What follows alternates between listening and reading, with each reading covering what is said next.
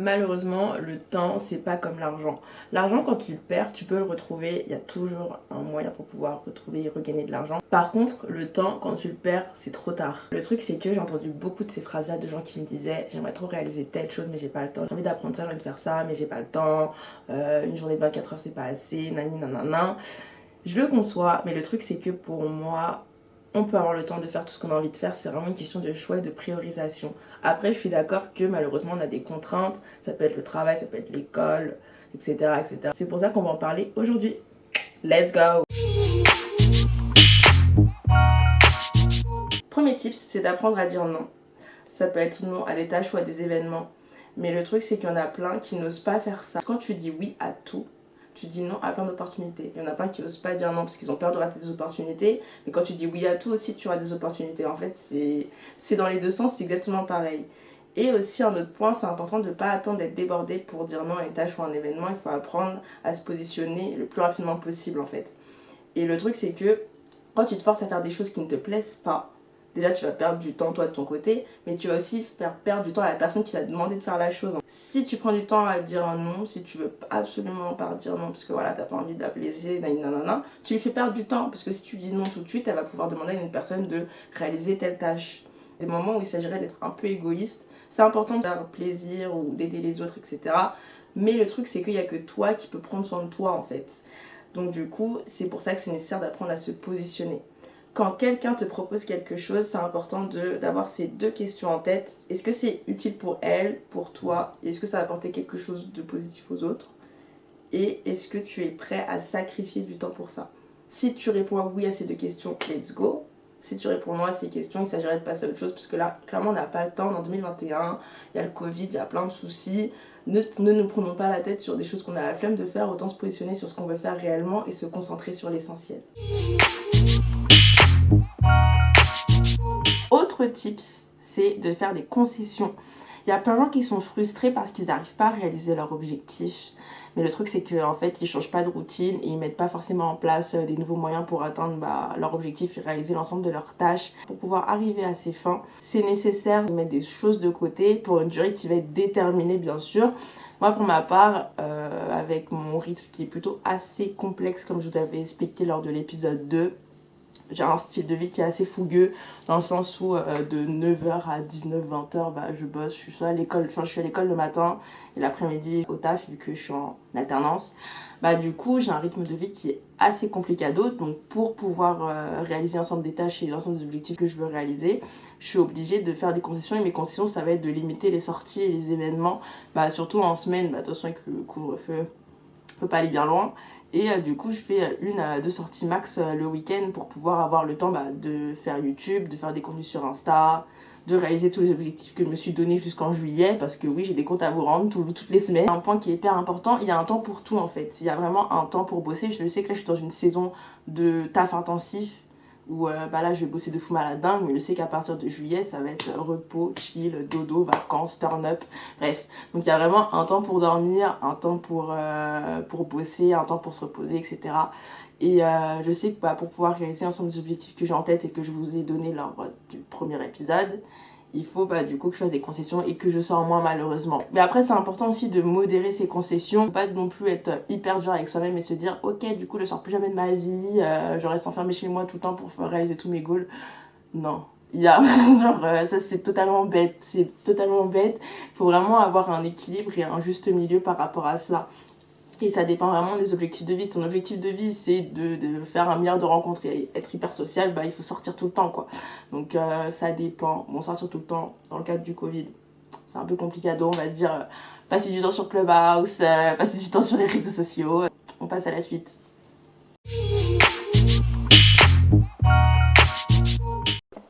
Autre tips que je vous conseille de faire, je vais vous poser celle plus simple. Hop. C'est, et je pense que tout le monde le sait, j'en parle tout le temps, c'est un peu ma base, c'est de faire des to-do list détaillées. Je trouve ça hyper important de se vider la tête, se vider l'esprit et de mettre toutes les choses qu'on a à faire à plat pour ne rien oublier. Et il y a 2 moyens pour faire sa liste, soit vous faites des listes basiques, détaillées, bêtes et méchantes, Donc moi personnellement, comme je te l'avais expliqué, je m'organise à la semaine et chaque semaine je mets en place mes objectifs de la semaine et ensuite je fais une to-do détaillée par jour et j'essaye d'ajuster en fonction des besoins, en fonction de l'avancée de mes objectifs. Des fois je vais hyper vite, des fois je prends énormément de temps parce que les aléas de la vie quoi. Et sinon le deuxième point, et ça c'est un point que j'avais parlé dans une de mes anciennes vidéos sur IGTV, c'est d'utiliser une matrice et c'est la matrice de Eisenhower. Donc du coup qui était le 34e président des États-Unis et c'était un mec qui était hyper méga ultra organisé et très productif. On a 4 sections dans cette matrice que vous verrez dans l'écran. On a la première section qui est donc les tâches importantes mi-urgentes, donc du coup c'est les tâches qui sont à traiter ASAP, donc à traiter en priorité, donc c'est des tâches qui vont avoir des impacts sur notre objectif, du coup il faut les faire le plus rapidement possible. Le deuxième point c'est les tâches qui sont importantes mais non urgentes, donc c'est des tâches que tu peux planifier soit dans la journée, soit dans la semaine, soit dans le mois. Donc en fait c'est des missions où t'as pas forcément de grandes tâches ou des missions où t'as pas forcément d'échéance. Tu te dis ok je dois faire, je dois créer une pochette pour moi, enfin j'ai pas vraiment d'échéance, enfin je veux juste créer une pochette, je dois la coudre, je le fais quand je peux tu vois, donc du coup je planifie. Troisième section qui est donc du coup les tâches non importantes mais urgentes. Donc ça va être des tâches où pour toi c'est pas urgent, c'est pas nécessaire, mais pour ta famille ou dans le taf c'est hyper urgent, il faut le faire tout de suite, du coup tu peux le déléguer, tu peux le donner à quelqu'un. Et ensuite le dernier point c'est les tâches qui sont pas importantes mais pas urgentes, c'est peut-être des tâches qui n'apportent aucune valeur ajoutée à tes objectifs, soit dans d'autres trucs. Moi pour ma part, il y en a plein qui disent que pour ces tâches là il faut les abandonner. Moi je pense que c'est des tâches que tu peux planifier plus tard, dans un second temps. Moi j'ai un exemple, j'aimerais bien peut-être reprendre la 3D un jour. Enfin c'est pas forcément utile pour moi d'apprendre à faire de la 3D, c'est ce que je trouve ça intéressant. Donc du coup ça c'est un point que je vais planifier plus tard. Un autre point que je voulais ajouter concernant ce type, ce que j'ai carrément oublié, ce qui est pas mal aussi de faire, c'est d'organiser ces tâches dans un Kanban. Donc un Kanban, qu'est-ce que c'est? C'est un outil / méthode qui permet d'organiser nos tâches en fonction de leur état. Que tu as des choses à faire et qui sont pas encore faites, tu mets dans la section pas fait. Lorsque c'est en cours de réalisation, tu peux la mettre dans la section en cours. Et lorsque c'est terminé, tu peux mettre la tâche dans la section done. Et moi personnellement, j'ai rajouté 2 autres sections dans le Kanban, parce que normalement c'est que to do, doing et done. Moi j'ai rajouté une section standby et une section à faire plus tard. La section stand-by, je l'ai mise en avant, surtout lorsque par exemple j'ai des tâches à faire ou des choses à faire, mais il manque des ressources ou j'ai pas telle ou telle information, du coup je vais mettre en stand-by parce que j'attends des retours. Et la partie à faire plus tard, c'est quand je fais des tâches et que je constate que c'était pas du tout le moment de le faire, je le mets dans la section à faire plus tard et je le ferai dans un second temps. Autre conseil que j'ai pour vous, c'est de ne pas planifier 100% de votre journée quand vous vous organisez, c'est hyper nécessaire. Il y en a plein qui vont se planifier, qui vont se mettre des plages horaires en mode de 9h à 10h, après de 10h à 11, après de 11 à 12, etc. etc. Mais le truc, c'est qu'il y a des tâches parfois qui nécessitent plus de temps que prévu. Et quand on planifie, on s'en rend pas compte. C'est quand on réalise qu'on voit que, ah mince, peut-être qu'il me fallait un peu plus de temps pour le réaliser. Du coup, c'est pour ça que c'est important de se laisser une marge de manœuvre pour pouvoir bien réaliser toutes vos tâches durant la journée, de ne pas avoir de retard et de ne pas être frustré.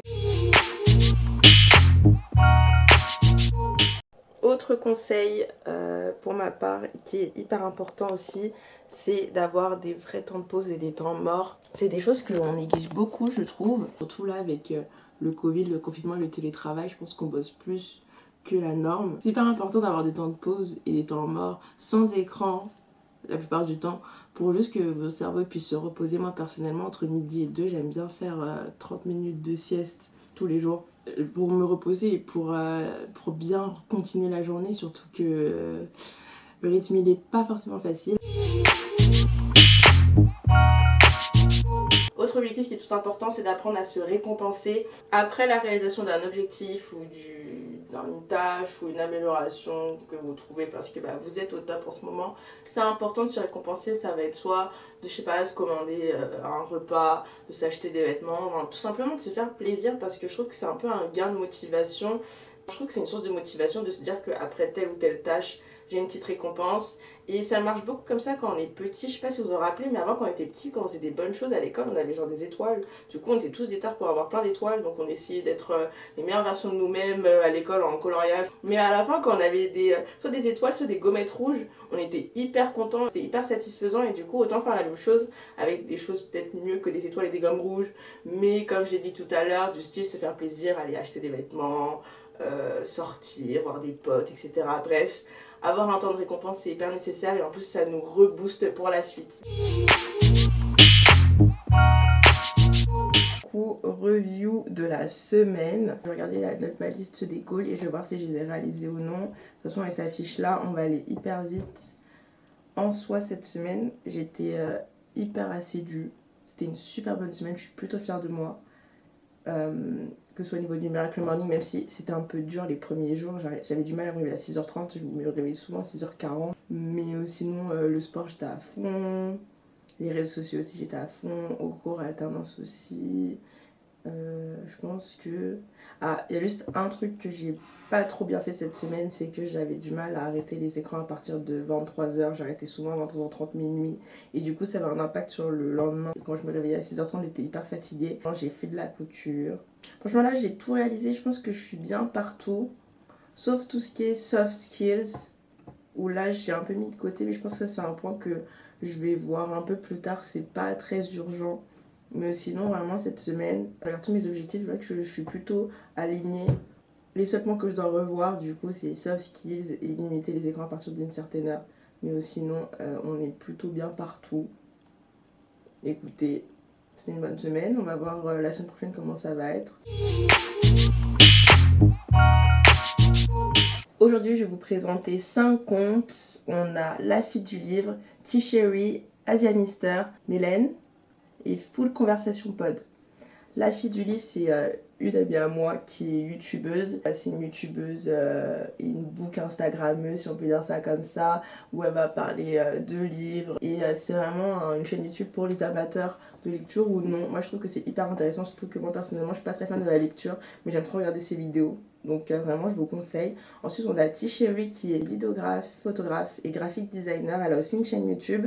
J'aime beaucoup son feed et son univers. Je trouve qu'elle a un talent de fou et elle a vraiment un profil en 360 parce qu'elle touche tout ce qui tourne autour de l'audiovisuel et du graphisme comme je vous l'ai dit. Ensuite on a Asianister que j'ai rencontré parce qu'il faisait son alternance là où je fais mon alternance. Et du coup, c'est un youtubeur, un instagrammeur, donc lifestyle et mode. J'aime beaucoup ses vidéos et j'aime bien ses storytime. Il me fait rire comment il raconte ses storytime. Je vous invite à regarder ça. Il y a aussi donc du coup Mélène qui fait du contenu lifestyle et organisation, que ce soit sur Instagram et sur YouTube aussi. Et je trouve ça hyper intéressant, j'ai beaucoup aimé ses dernières vidéos. C'est une fille qui est hyper motivante et c'est aussi une queen de l'organisation, donc je vous invite à regarder ça. Et en plus elle est super sympa, donc on kiffe. Full Conversation Pod, donc c'est un podcast qui a été créé par 2 amis à moi. Donc c'est sur des sujets qui vont être divers et variés. Ça peut être des sujets liés avec la spiritualité, la relation, la vie perso, la vie professionnelle. Déjà moi en soi j'aime trop leur création sur Instagram, j'aime beaucoup leur feed. Et aussi j'aime beaucoup écouter leur podcast parce que c'est très friendly. Donc en fait c'est 2 personnes comme je l'expliquais qui l'ont créé et ils vont souvent inviter des personnes lors des podcasts. Donc t'as l'impression que c'est un peu une radio ou un peu un clubhouse, mais bon tu peux pas parler. Et vraiment pour ceux et celles qui kiffent écouter des podcasts, je vous invite vraiment à aller écouter parce que c'est trop bien. Cette vidéo touche à sa fin, j'espère qu'elle vous a plu et que mes conseils vont vous servir et vont être utiles. N'hésitez pas à me suivre sur les différents réseaux sociaux qui s'affichent sur mon écran. On se recapte la semaine prochaine pour l'épisode 5. Ça passe hyper vite. Le temps il passe trop vite. La semaine prochaine, vu qu'on sera en mai, je vais faire la revue du premier mois et je vais regarder mes objectifs en détail et on va voir si vraiment est-ce que j'avance bien ou non. Même si pour le coup, je trouve que j'avance hyper bien en un mois. Je commence à vraiment avoir une amélioration, que ce soit personnellement, professionnellement, etc. Donc à voir pour la suite. On va en parler plus en détail la semaine prochaine et je vous dis à bientôt. Salut!